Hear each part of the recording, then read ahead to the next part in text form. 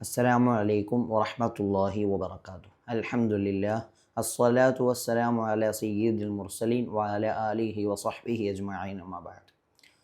പ്രിയമുള്ളവരെ, നമ്മളൊക്കെ സ്ഥിരമായി പാരായണം ചെയ്യുന്ന അല്ലെങ്കിൽ പാരായണം ചെയ്യപ്പെടേണ്ട ഒരു സൂറത്താണ് സൂറത്തുൽ മുൽക്ക്. ഒരുപാട് ശ്രേഷ്ഠതകളും പ്രത്യേകതകളും പ്രതിഫലങ്ങളൊക്കെ ഹദീസിലൊക്കെ നമുക്ക് ഈ സൂറത്തിനെ സംബന്ധിച്ച് കാണാൻ കഴിയും. ഖബർ ശിക്ഷയെ തൊട്ട് ഒഴിവായി കിട്ടും പോലെയുള്ള പ്രതിഫലങ്ങളൊക്കെ. നമ്മളിന്ന് ഇവിടെ ഉദ്ദേശിക്കുന്നത് ഈ ഒരു സൂറത്ത് മുഴുവനായും തജ്വീദ് അനുസരിച്ചുകൊണ്ട് തെറ്റുകളൊന്നുമില്ലാതെ സാധാരണ തെറ്റുപറ്റുന്ന സ്ഥലങ്ങളൊക്കെ ഒന്ന് ചൂണ്ടിക്കാണിച്ചുകൊണ്ട് എങ്ങനെയാണ് പാരായണം ചെയ്യേണ്ടത് എന്നാണ് പാർട്ടായിട്ട് ഇന്നു മുതൽ ഇൻഷാ അല്ലാഹ് വീഡിയോ ചെയ്യുന്നത്. അതുകൊണ്ട് തന്നെ മുടങ്ങാതെ ആ ക്ലാസ്സുകളിൽ പങ്കെടുക്കുകയാണ് എങ്കിൽ തീർച്ചയായും അതിൻ്റെ ബെനിഫിറ്റ് നമുക്കുണ്ടാകും ഇൻഷാ അല്ലാഹ്. ഏതായാലും നീട്ടി വലിച്ച് കാര്യങ്ങളൊന്നും പറയുന്നില്ല, നമുക്ക് ക്ലാസ്സിലേക്ക് കടക്കാം.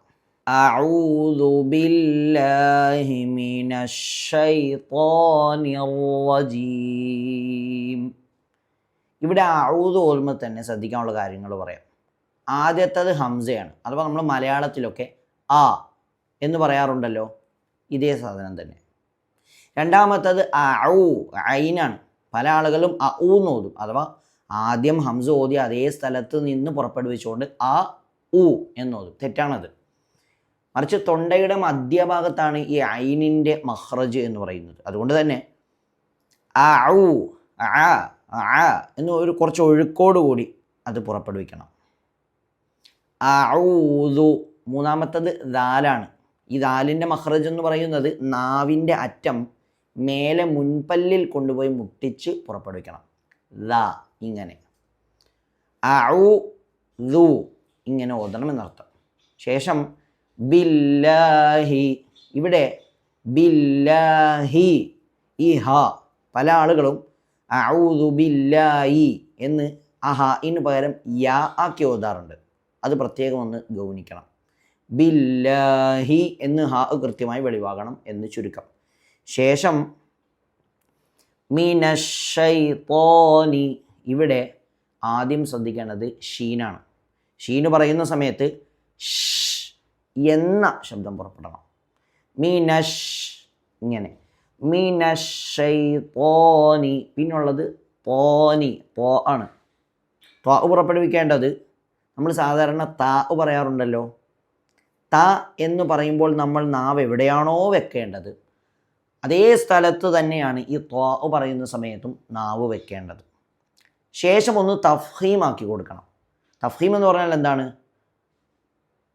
തഫ്ഹീം എന്ന് പറഞ്ഞാൽ നമ്മുടെ വായ മൂടിയതായ രൂപത്തിൽ ഈ ഓപ്പൺ ആകാതെ, ഇപ്പോൾ ത ഇങ്ങനെ ഓപ്പൺ ആകാതെ തോ ഒരു ഗൗരവത്തിൽ ഒരു ഘനപ്പിച്ച് ഉച്ചരിക്കണം. ഇതിനാണ് തഫ്ഹീം എന്ന് പറയുക.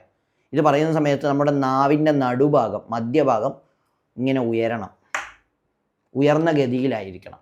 അപ്പോഴാണ് അതിൻ്റെ യഥാർത്ഥ ഉച്ചാരണം നമുക്ക് വരും. പ്രാക്ടീസിലൂടെ വളരെ സിമ്പിളായി നേടിയെടുക്കാൻ കഴിയും. അതുകൊണ്ട് തന്നെ അഊദു ബില്ലാഹി മിനശ് ശൈത്വാ അല്ല തോ ഒരു ഓ എന്നൊരു ശബ്ദം. തഫ്ഹീം ഒന്ന് മനസ്സിലാക്കി വെക്കണം ഇപ്പോൾ ഈ പറഞ്ഞത്, കാരണം ഇനി ഒരുപാട് സ്ഥലങ്ങളിൽ അത് വരാണ്ട്. അഊദു ബില്ലാഹി മിനശ് ശൈത്വാനിർ റജീം. ഇതും തഫ്ഹീമാണ്. ഇവിടെ തഫ്ഹീം ചെയ്യണം. അതുകൊണ്ട് തന്നെ എങ്ങനെ ഓതണം? റാ എന്ന് ഈ ഓപ്പണാക്കി ഓതാതെ റോ എന്ന് ഘനപ്പിച്ചുകൊണ്ട് തന്നെ എന്ത് ചെയ്യണം? ഓതണം. മിനശ് ശൈത്വാനിർ റോ അർ-റജീം. ശേഷം ബിസ്മില്ലാഹിർ റഹ്മാനിർ റഹീം. ഇവിടെ ശ്രദ്ധിക്കാനുള്ളത് ആദ്യം സീനാണ്. സീന് പറയുന്ന സമയത്ത് സ് എന്ന ശബ്ദം പുറപ്പെടണം. നേരത്തെ ഷീന് പറയുന്ന സമയത്ത് ഷ് എന്ന ശബ്ദം പുറപ്പെടണം എന്ന് പറഞ്ഞല്ലോ. അതേപോലെ സീന് പറയുന്ന സമയത്ത്, ഇത് ഔദും ബിസ്മിൽ മാത്രമല്ല, എല്ലായിടത്തും ഇങ്ങനെയാണ്. ഈ അക്ഷരത്തിന് പ്രത്യേകതയാണ്. അപ്പോൾ സീന് പറയുന്ന സമയത്ത് സ് എന്ന ശബ്ദം പുറപ്പെടണം. അപ്പം എങ്ങനെ ഉച്ചരിക്കാം? ബിസ്. അങ്ങനെ ബിസ്മില്ലാഹി, ഇവിടെയും ഹാ പുറപ്പെടണം നല്ലതുപോലെ. യാ ആക്കി നേരത്തെ അഊദു ബില്ലാഹി, അവിടെ ബില്ലാഹി എന്ന് യാ ആക്കി പല ആളുകളും ഓതാറുണ്ട് എന്ന് പറഞ്ഞല്ലോ. അതേപോലെ ഇവിടെയും പല ആളുകളും ബിസ്മില്ലാഹി എന്ന് യാ ആക്കി ഓതാറുണ്ട് സ്പീഡിലൊക്കെ ഓതിപ്പോകുന്ന സമയത്ത്. ശ്രദ്ധിക്കണം അത്. ബിസ്മില്ലാഹിർ നേരത്തെ പറഞ്ഞ പോലെ തഫ്ഖീമാക്കി തന്നെ ഉച്ചരിക്കണം. ശേഷമുള്ളത് ഹ ആണ്. ഹാഇൻ്റെ മഖ്റജ് തൊണ്ടയുടെ മധ്യഭാഗമാണ്. നേരത്തെ നമ്മൾ ഐനിൻ്റെ മഖ്റജ് പറഞ്ഞല്ലോ, അതേ സ്ഥലം തന്നെയാണ് ഈ ഹാഇൻ്റെ മഖ്റജും. ഒന്നുകൂടി ഈസിയായി പറഞ്ഞാൽ, നമ്മൾ ഈ എരിവൊക്കെ വരുന്ന സമയത്ത് എന്ന ശബ്ദം പുറപ്പെടുവിക്കാറുണ്ടല്ലോ, ഇതേ ശബ്ദം പുറപ്പെടുവിക്കുമ്പോൾ ഹ വന്നോളൂ. അപ്പോൾ എങ്ങനെയാണ്? അർറഹ്മാനിർ-റഹീം, അവിടെയും റാഉം ഹഉം ശ്രദ്ധിക്കണം. പിന്നെ ഇവിടെ പല ആളുകളും അർ-റഹ്മാനു എന്ന് ഓതുന്നത് കേൾക്കാം. ബിസ്മില്ലാഹിർ റഹ്മാനിർ റഹീം, അങ്ങനെ ശ്രദ്ധിക്കണം. അവിടെ മക്കളൊക്കെ മദ്രസകളിലൊക്കെ പഠിക്കുമ്പോൾ അങ്ങനെ ഒരുപക്ഷെ ഓതിയേക്കാം. അപ്പോൾ നമ്മളാണ് തിരുത്തി കൊടുക്കേണ്ടത്. ബിസ്മില്ലാഹിർ റഹ്മാനിർ റഹീം. ശേഷം തബാറകല്ലദീ ബിയദിഹിൽ മുൽക്കു വഹുവ അലാ കുല്ലി ഷൈഇൻ ഖദീർ. ഇവിടെ എന്തൊക്കെയാണ് ശ്രദ്ധിക്കേണ്ടത് പറയാം. ഫസ്റ്റ് തന്നെ റോ ആണ് ശ്രദ്ധിക്കാനുള്ളത്. റോ തഫ്ഹീമാക്കി ഉച്ചരിക്കണം. തഫ്ഹീം എന്താണ്, എങ്ങനെയാണ് അത് ഓതുന്ന സമയത്ത് നമ്മുടെ വായിലുണ്ടാകുന്ന മാറ്റം ഒക്കെ നേരത്തെ പറഞ്ഞു. തബാറകല്ലദീ, അവിടെ അല്ലദീ ദാലിൻ്റെ മഖ്റജ് നേരത്തെ പറഞ്ഞു. ഏതാണ്? നാവിൻ്റെ അറ്റം മേലെ മുൻപല്ലിൽ കൊണ്ട് മുട്ടിക്കുക. തബാറകല്ലദീ, അല്ലദീ ഇങ്ങനെ. ശേഷം ബിയദിഹിൽ മുൽക്കു, ബിയദിഹിൽ മുൽക്കു വഹുവ, അവിടെ വാ. ഈ വാവിൻ്റെ മഖ്റജ് പല ആളുകളും ഉച്ചരിക്കാറുള്ളത് വാ എന്നാണ്. അഥവാ താഴെ ചുണ്ട് മേലെ മുൻപല്ലിൽ മുട്ടിച്ച് വാ എന്നാണ് പല ആളുകളും ഉച്ചരിക്കാറുള്ളത്. എന്നാൽ അത് തെറ്റാണ്. മറിച്ച് വാവിൻ്റെ മഖ്റജ് രണ്ട് ചുണ്ടുകൾ മാത്രമാകുന്നു. അതുകൊണ്ട് തന്നെ വാ വാ, ചുണ്ട് മുഴുവനായും പരിപൂർണമായും മുന്നിലേക്ക് കൂർപ്പിച്ചിട്ട് വാ ഇങ്ങനെ പറയണം. ഇതാണ് വാവിൻ്റെ മഖ്റജ്, മറന്നു പോകരുത്. വഹുവ അലാ കുല്ലി, ഐന് ശ്രദ്ധിക്കണം. വഹുവ അല, തൊണ്ടയുടെ മധ്യഭാഗത്ത് നിന്ന് പുറപ്പെടണം.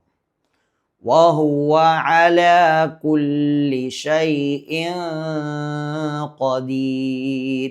ഷീന് നേരത്തെ പറഞ്ഞല്ലോ. ശേഷം ഷൈഇൻ ഖ, സാക്കിനായ നൂൻ അഥവാ സുക്കൂനുള്ള നൂൻ, അതുപോലെ തൻവീൻ. ഇതിന് മൊത്തം 4 നിയമങ്ങളുണ്ട്. ആ നിയമങ്ങളുടെ വീഡിയോസ് യൂട്യൂബിൽ അപ്ലോഡ് ചെയ്തിട്ടുണ്ട്. ഏതായാലും അതിപ്പോൾ പറയാൻ നമുക്ക് സമയമില്ല. അത് കാണാത്തവരുണ്ടെങ്കിൽ അത് കണ്ടിട്ട് വന്നാൽ ഒന്നുകൂടി വ്യക്തമാകും. ഏതായാലും ഇവിടെ മണിക്കണം എന്നാണ് ഇപ്പോൾ മനസ്സിലാക്കാനുള്ളത്. ഇഖ്ഫ ആണ് നിയമം. അഥവാ തൻവീന് ശേഷം ഈ സ്ക്രീനിൽ കാണുന്ന 15 അക്ഷരങ്ങൾ സംഭവിച്ചു കഴിഞ്ഞാൽ അവിടെ മറച്ച് മണിക്കണം. എങ്ങനെയാണ്, എന്താണ് ഈ മറക്കുക, എന്താണ് ഈ മണിക്കുക? മണിക്കലെന്ന് പറഞ്ഞാൽ നമുക്കറിയാം, ഇതിനാണ് മണിക്കുക എന്ന് പറയാം. ഇത് ഈ മറക്കുക, അത് വിശദീകരിച്ചിട്ട് ഞാൻ നേരത്തെ പറഞ്ഞല്ലോ, വീഡിയോയിലും പറഞ്ഞിട്ടുണ്ട്. അപ്പോൾ ഇതവിടെ പറഞ്ഞു കഴിഞ്ഞാൽ അത് ദൈർഘ്യമാകും എന്നതുകൊണ്ടാണ് പറയാത്തത്. ഏതായാലും ഇപ്പോൾ മനസ്സിലാക്കേണ്ടത് തൻവീൻ അല്ലെങ്കിൽ സുക്കൂനുള്ള നൂൻ എന്നിവയ്ക്ക് ശേഷം ഈ സ്ക്രീനിൽ കാണുന്ന 15 അക്ഷരങ്ങൾ വന്നു കഴിഞ്ഞാൽ അവിടെ മണിക്കണം. ഏതുപോലെ? ഇപ്പം ഈ മണിച്ചതുപോലെ. ഷൈഇൻ ഖദീർ. ശേഷം ശ്രദ്ധിക്കാനുള്ളത് ഖാഫാണ്. ഖാഫിൻ്റെ മഖ്റജ് നാവിൻ്റെ അങ്ങേ അറ്റം അതിനോട് നേരിടുന്ന മേലെ അണ്ണാക്കിൽ മുട്ടിക്കുക. ഖോ, അതും തഫ്ഖീമാക്കി ഉച്ചരിക്കണം. ക എന്ന് ഓപ്പണാക്കി പറയാതെ.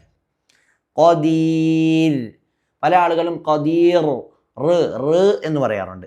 എന്ന ഉച്ചാരണം ശരിയല്ല. ഇവിടെ തർക്കീക്കാണ് റാ. അതുകൊണ്ട് തന്നെ ഖദീർ, മലയാളത്തിലെ ര എന്ന ഉച്ചാരണം ഉണ്ടല്ലോ, അത് വരണം. ഖദീർ. സദഖല്ലാഹുൽ അലീം. ഇന്നേതായാലും നമുക്ക് അത്ര മതി. ഇനി ഓരോ ക്ലാസ്സുകളിലും നമ്മൾ പറഞ്ഞത് തന്നെയാണ് ഇനി ആവർത്തിച്ച് പറയാനുള്ളത്. അതുകൊണ്ട് തന്നെ ഇനി നമുക്ക് കുറച്ച് സ്പീഡിൽ പോകാൻ കഴിയും. ഇന്ന് ഓരോന്നും വിശദീകരിച്ച് പറഞ്ഞതുകൊണ്ട് കുറച്ച് ദൈർഘ്യമായിട്ടുണ്ട്. ഇനി ഇൻഷാ അല്ലാഹ് ഇത് മുടങ്ങാതെ കാണുകയാണ് എങ്കിൽ അത് വളരെയധികം ബെനിഫിറ്റ് നമ്മളിൽ ഉണ്ടാക്കിയെടുക്കും. അസ്സലാമു അലൈക്കും വറഹ്മത്തുള്ളാഹി വബറകാതുഹു.